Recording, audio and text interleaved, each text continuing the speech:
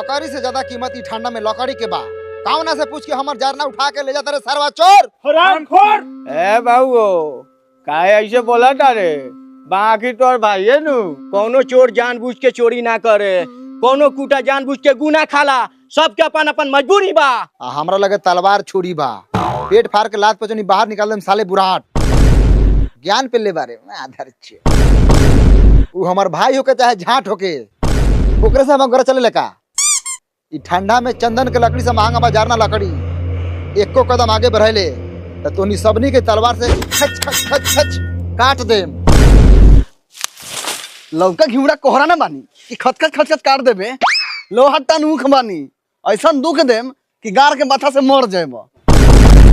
मने ऊपर से चोरी या नीचे से सीना चोरी। काट दी का? काट दे। चोरी बहिन कर सरवा हमनी के पुरानका खिलाड़ी नु है, सारा दाव पे जानी ले। साला बूढ़वा से तताव में काहे बा? बुढ़वा से के छोड़, भैया के काट उड़ाओ दू टुका। साले भैयावा के कटवावे के फिर में लागल बार। दू टुका उड़ा दी, लेग पीस आई। ए, जब ना मारे काटे के वो तलान वाला बुला के ले हा। कितना बढ़िया था, बैंक लूटे जाता नहीं है। कम से कम ओकरा पेटो में चाकू मार, ना तो हमनी के नुकसान हो जाई। हमर दिमाग ठिकाने आ गेल बा, हम होश में आ गेल बानी। हम ना मारम, हमर भाई बा। भाई सारा जारना काटी उठा के ले जा। आ फूक के ताप वाले बच्चे, ठंडा के दिन बा। तू ना मरबे ठीक बा, हमनी मार देबो तनी। खून के चिट्ठा हमनी पे पड़ी। चल ओए रुक, भाई तलवार ला। ई तलवार तोहर ना हो, दूसरा से ले आनी है भाड़ा पर, समझ ले।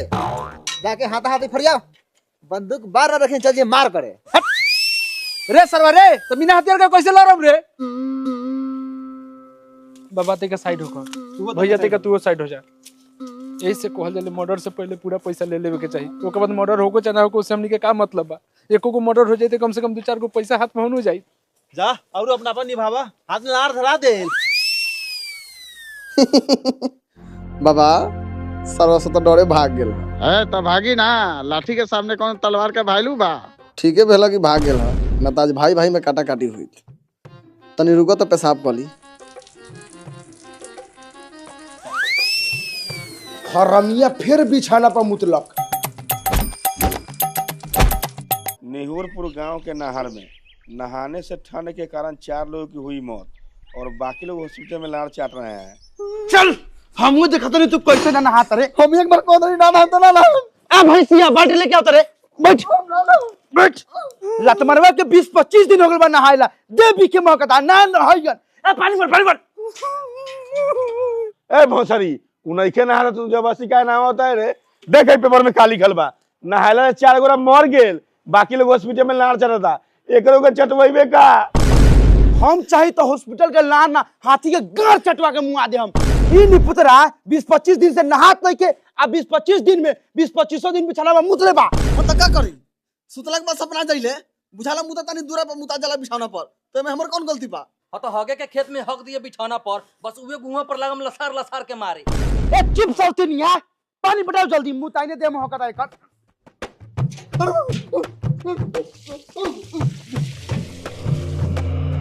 ए साबुन दे साबुन।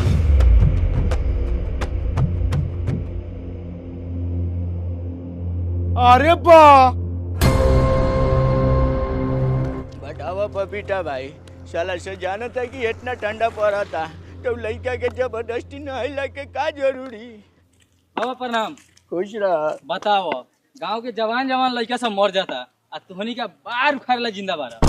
थोड़ी बहन करा के लड़का उठा लहसुन भाई उठा।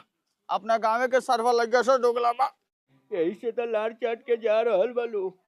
तोरी बहन के केकर लड़का रहला कहो पपीता भाई? ओई कोनो सरवा बिगड़ल बाप के सुधर लड़का।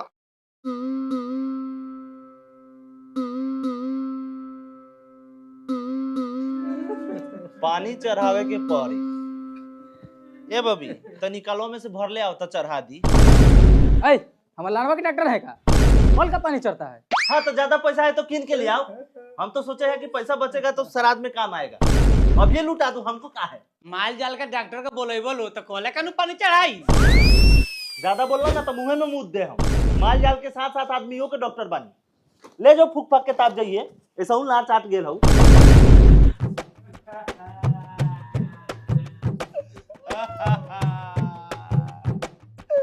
ए मोमबतिया जे होके वाला रहे से हो गेल।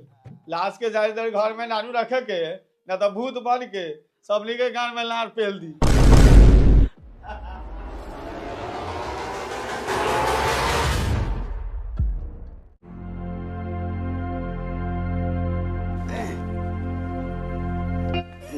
हे माई हमरा के एगो जींस वाला ब्लेजर किनू दे।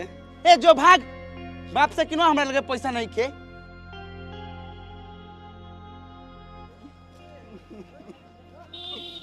पैसा कौड़ी के थाए ना इनका लाल मोहन खाए के बा। बड़ी खाए के तो खो ना तो ऊपर पड़ जो।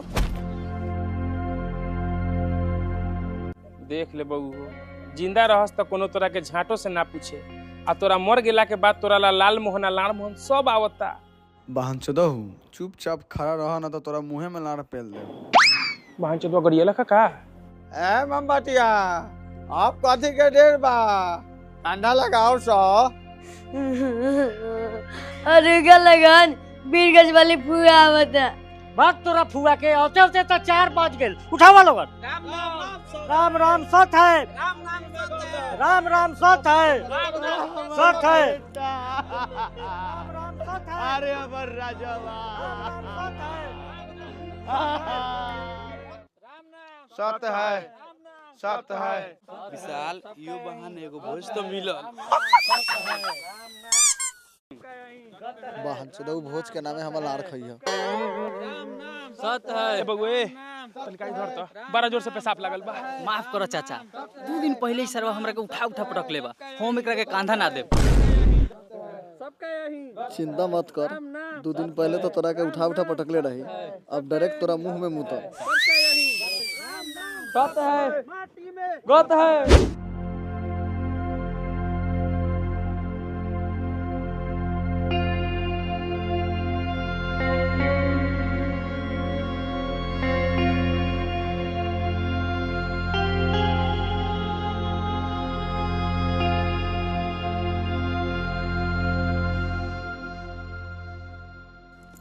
ए मोमबत्ती अब अफसोस काला कौन फायदा बा।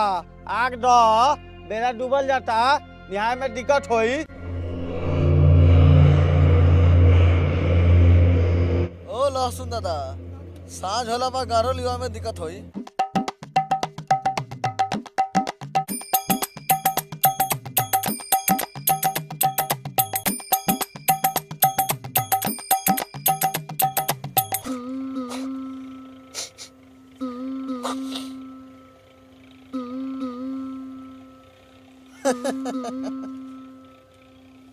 लाल मोहन ब्लेजर जीन्स बेल्ट वाला। बाबूजी हमरो के लेना चला, ये से ज्यादा कुछ ना चाहिए। आगे नहीं आगे नहीं।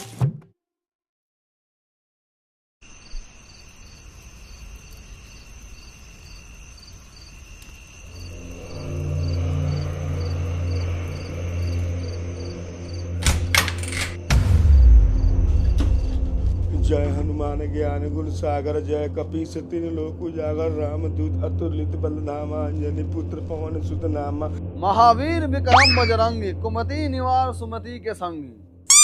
पापा इतना ठीक बा कि एकरा और आगे पढ़ी। तोरी बहिन करा के भूत से कहिए से हनुमान चालीसा पढ़े लागल सरवा कछले लगा का।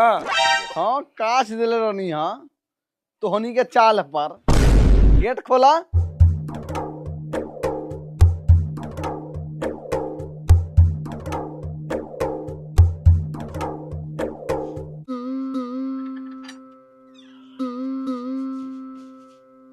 जब आदमी जिंदा रही तो लानो से ना पूछाई, आ मर गेला के बाद सारा इच्छा पूरा हुई। ए माई चल खाना निकाल।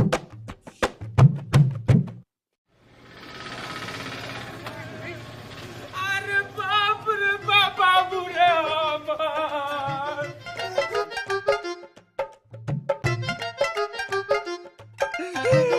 अरे बाप रे बाबू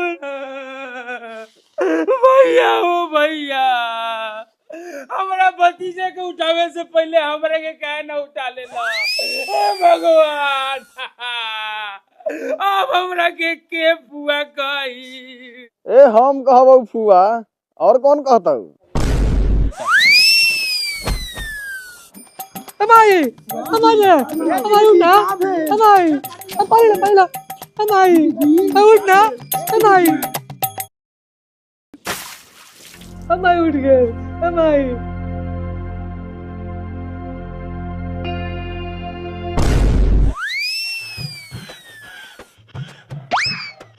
ए दीदिया ए रउआ सास सास काले चढ़ले बानी ई दोगलावा जिंदा नु बाटे कछले रलक हवे जींस वाला ब्लेजर ला आ लाल मोहन ला अभी साउथ इंडिया के घर में कोनो मर जा गराजा चाहे ऊपर पड़ जाए हम एकरा घरे थू कहू ना आएम ए मारिया रुक ना साज हो गले गाड़ी थोड़ी मिलता हूँ मैं सवेरे चल जाए मार चप्पल के तोर मुंह फाड़ देम ई घर में एक सेकंड रुके वाला बानी हम करे चाहे ता से हमरा घरे पैदल करना जाके पड़े चल ए माई रुक ना गाड़ी ना मिलता हूँ।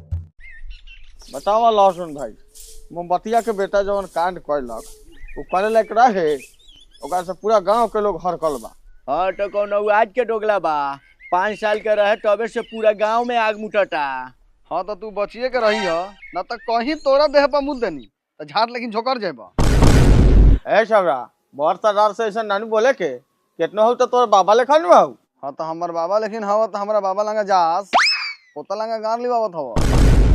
एता पोरा पर मुती पोरा पर ए पोरा पर ना मुती तो तोरा मुंह में मुती करे बहन चोद मार साला के बहुत ज्यादा 4 बार से ठंडा में कौन झगड़ा कलक रे।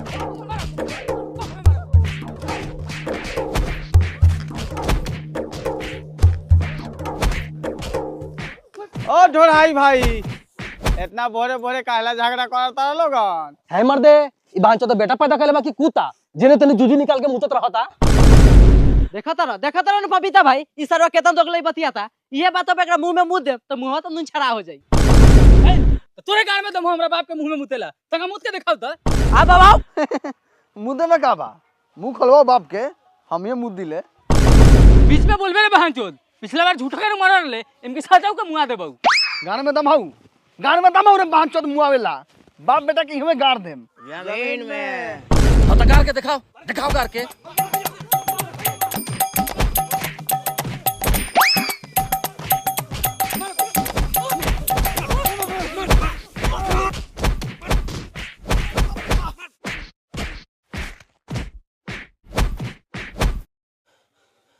बाबू सर्वा साचो को मर गेलो का?